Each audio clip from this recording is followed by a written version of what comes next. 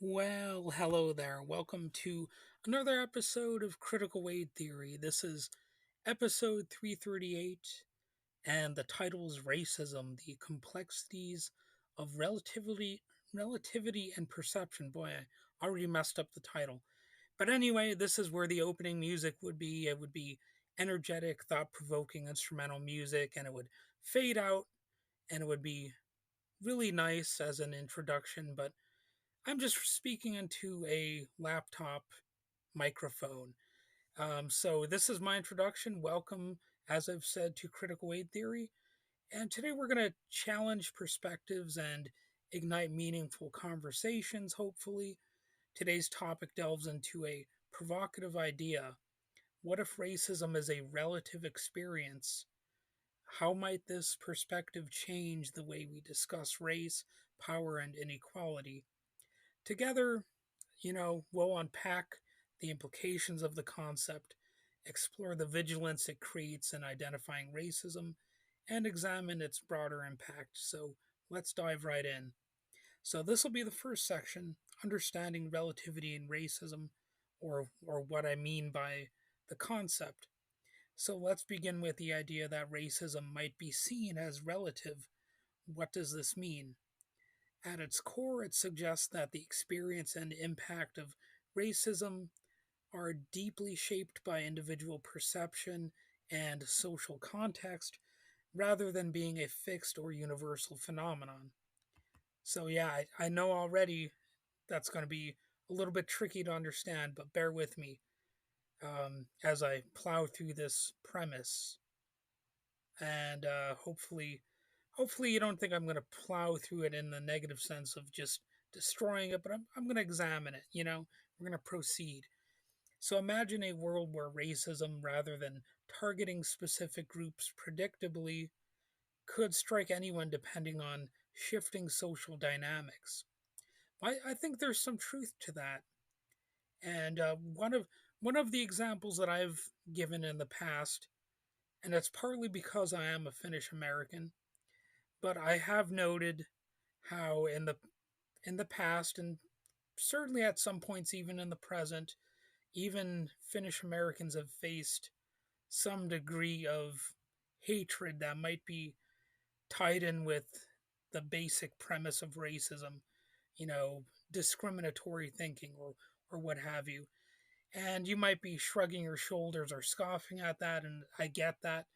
But back in the history books, there actually was a movement in Minnesota, a legal effort to deport Finnish American immigrants, and that was certainly tied in with racism because they tried to do so by claiming they were actually Chinese American or something along those lines. They were basically claiming that Finnish immigrants were Chinese, and they tried to deport them under the Chinese Exclusion Act.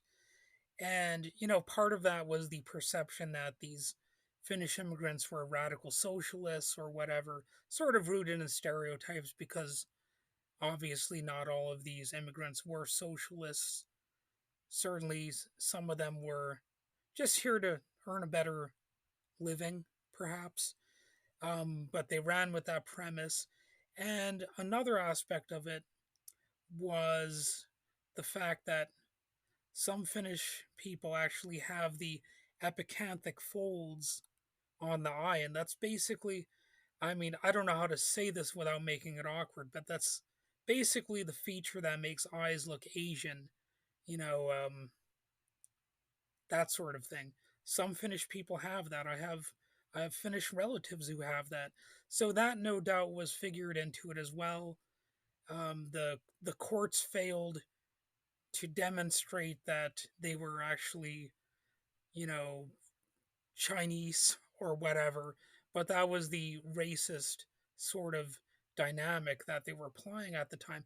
And go ahead and look this up. I strongly encourage you to do so. It really demonstrates how not only dangerous and crazy racism is, but how zany it can be. Because there's something odd about this, right? Like the the way that they went through all these efforts to prove a genetic link or a cultural link. And, they tried to claim that the Finnish language was, Chinese, and therefore the Finnish immigrants were bad or whatever. They basically bent over backwards to apply bigotry to the situation when, of course, it never needed to be applied. And it really put them on the wrong side of history. But go ahead and look this up. It's apparently stuff that truly did happen. And one of the pieces of evidence for this is that even to this day, if you were to actually look into this, one of the things that, or the things that Chinese or Finnish immigrants can be called as China Swedes. So yeah, there's even a word like that was invented to disparage the the Finnish American or the Finnish immigrant to the United States. So that was my long winded way of saying that, you know, not only do things change over time, but some things stay the same. It's not too different from these lies that, the Haitian immigrants are eating the cats and eating the dogs. It's if they're not going to go after one group, they're going to go after another. And, those Haitian immigrants are actually here legally, but J.D. Vance made it clear that he doesn't care about that. He's still going to treat them as if they are here illegally. So it's another shifting of the goalposts and a sign that, like I said, if they're not going after one group, they'll go after another. If they don't have one rationale, they'll invent another. And this might lead to heightened vigilance if we see it as sort of a relative phenomenon, not just among historically marginalized groups, but across society. People may start scrutinizing their treatment and others' behavior, wondering, is this racism? Is it directed at me? But this raises a critical question. Does framing racism as relative dilute its gravity or change how we address systemic equality or inequality, I should say? So, that's a little bit of a thought provoking aspect of it too. And provoking, I meant provoking, but I was thinking of the word provocative at the same time. But anyway, um, I guess this leads us to the second section of this discussion, which is racism less deadly in this framework? Now, one argument suggests that viewing racism as relative makes it appear less deadly, less of an unchangeable or all encompassing force. But is that truly the case? I think this shift might challenge the perception of racism as an immutable structure, but does it reduce its perceived harm or its real harm, or does it risk oversimplifying a deeply entrenched issue? So, I've heard of people like that. There's this one author who wrote something uh, called "Why I'm No Longer Talking to White People About Race," and she describes the exhaustion of repeatedly explaining and justifying the existence of the topic of racial discrimination. This emotional toll underscores the deadly seriousness of racism, not just as a perception, but as a lived reality. Even if reality shifts perspectives, the systemic issues remain as potent as ever, right? So, I guess that's another important point. I mean, it's not like it has to be one or the other. We don't have to see it, you know, as something that hits all groups equally. Um, when it comes to racism, of course, that's not what I'm saying. I'm not saying one experience should diminish another, or that one injustice is necessarily as bad as another. Of course, but it is all kind of relative if you actually think about it. And I think you should be able to say that without necessarily in other people's minds diminishing other people's experiences. I think there has to be a way of doing that, even though it's a flawed process of coming up with that way. So, I guess moving on to section 3 of my notes here, which deals with engaging with the current reality of racism. So, to ground this discussion, let's consider racism in today's context, particularly in the US. Discrimination permeates countless aspects of life for communities of color, from education to healthcare to employment. So the question arises, is racism worse now or has it evolved? Could it become worse because of how it's evolved or because of how certain things make us downplay the harm that it ultimately imposes? Societal structures and power dynamics continue to shape these experiences. Systemic inequality has a long history of adapting to new societal norms while maintaining its underlying frameworks.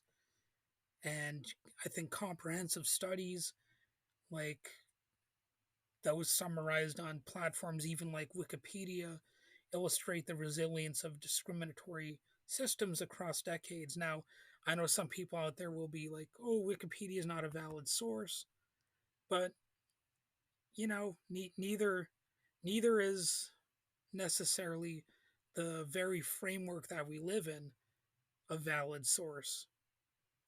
But we have to deal with it. We have to deal with it anyway, right? I mean that there are all kinds of illegitimate sources out there, and a lot of them have a lot of power over us.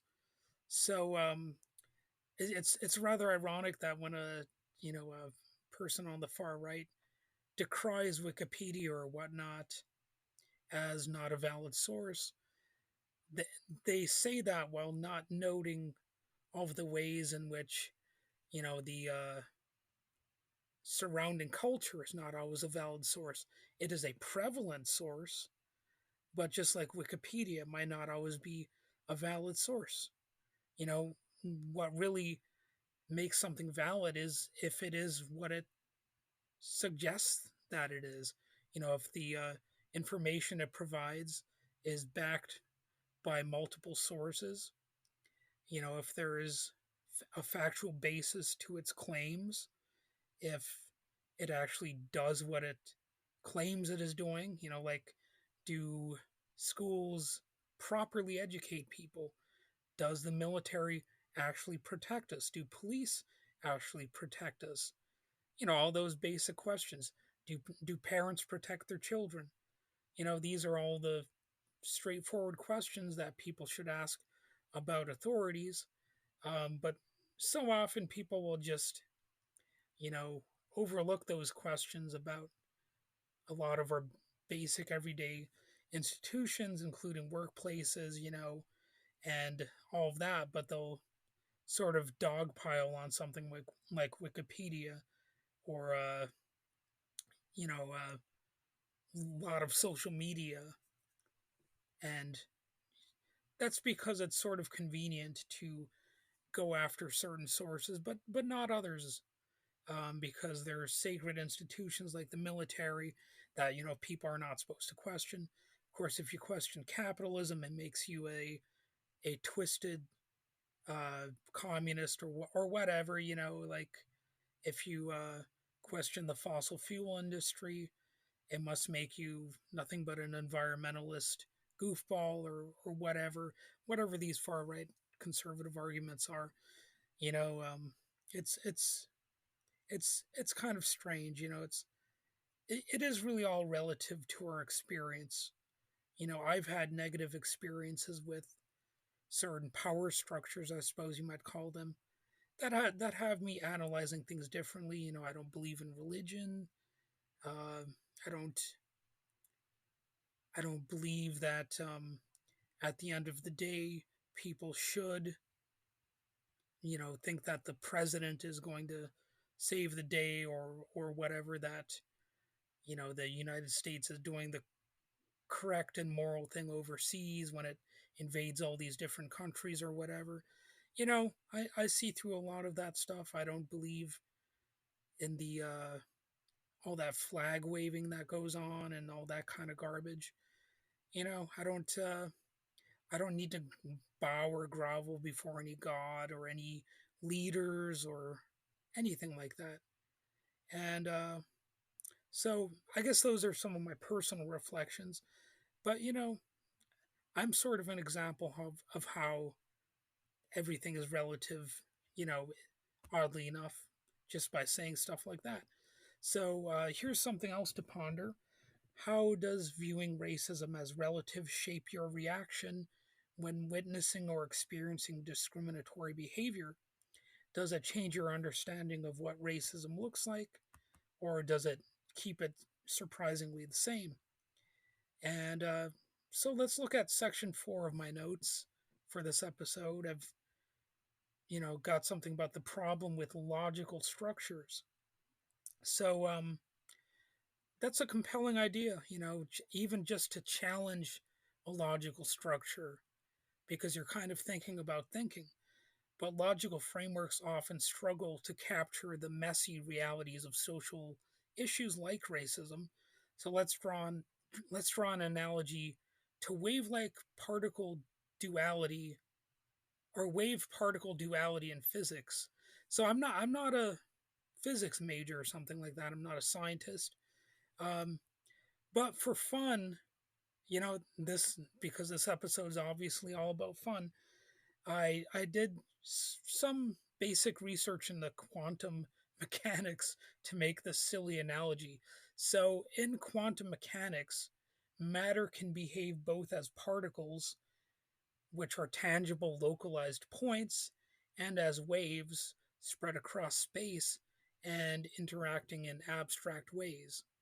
So, similarly, systemic racism manifests in dual ways. So, particle like racism is visible and tangible. You have specific acts of discrimination, overt violence, and clear injustices, but you also have some wave like racism, which is abstract yet pervasive. You have structural systems of inequality that quietly shape societal norms and hierarchies and attitudes. So this duality explains why these benefiting or why those benefiting from systemic racism may resist labeling society as being fundamentally racist.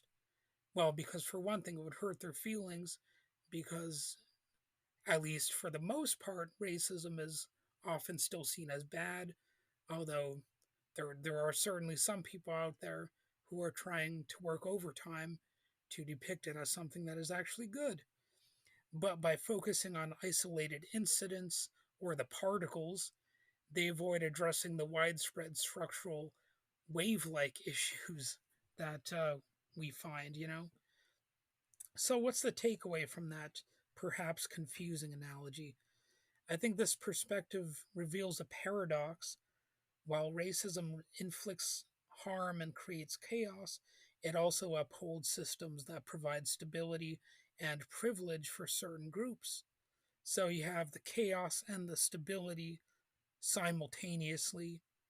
I would say side by side, but it's almost more like they're, you know, just conglomerated in a sloppy mess. Although it's obviously portrayed as not being so messy. Um, but by acknowledging the wave-like systemic racism, I think I think it's a valuable thing to dismantling it. But it threatens existing power structures. This complexity demonstrates why tackling racism requires more than addressing isolated incidents. It demands systemic change. And I guess that leads to the question of how do we change the system? Or do we, create our own systems that make that system irrelevant? That would be my broader suggestion. Like create an alternate economy, different value systems locally and organically, and change society from the bottom up. So, hopefully, this discussion could leave us with more questions than answers. But perhaps that's the point. It's it's not enough to just say, "Oh, I've got the answers." I want to have a grab bag of questions that I toss out there. It challenges us. It challenges us to think critically, engage deeply, and remain aware of how we confront racism in all of its forms. And to wrap up, I'll say that exploring racism as relative can provide a new lens, but it's vital that these discussions don't diminish the reality of racism's impact. So let's use these conversations to drive real understanding and constructive action. If today's episode resonated with you or sparked new questions, share your thoughts on social media or leave me a message on social media or whatever. I'd like to hear from you and continue dialogue, hopefully in a constructive way. Until next time, stay curious and committed to change. Or maybe you could just stay committed to insanity and let the status quo continue unabated.